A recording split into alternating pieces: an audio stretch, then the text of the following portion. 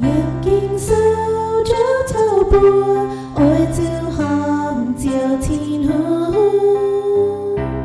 Yên kinh sao trở thâu bùa ôi tiêu hòm diệu thiên hương. Tổ kinh sao chân bao cao thứ tròn hiếu bùa giang đủ quê thiên hương. Kinh sao con lúc dinh hiếu lúc thông minh hàm thiên hương. Kinh sao con lúc dinh hiếu lúc thông minh hàm thiên hương. Ta nhảy tiêu hàng nơi con ôi tiêu hàm miền hàng hàm con mùa non.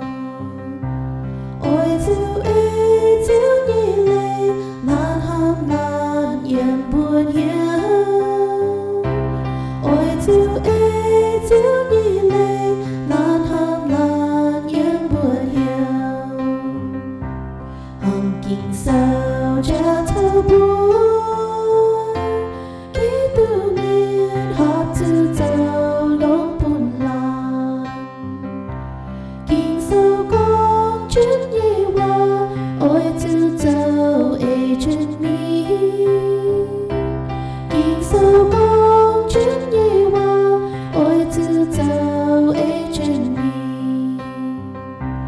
Mai từng tình lan hâm lan hâm nhìn yêu gian chuyên nhang Giê-xu miền. Hâm nhìn yêu gian chuyên nhang Giê-xu miền. Hâm nhìn yêu gian chuyên nhang Giê-xu miền.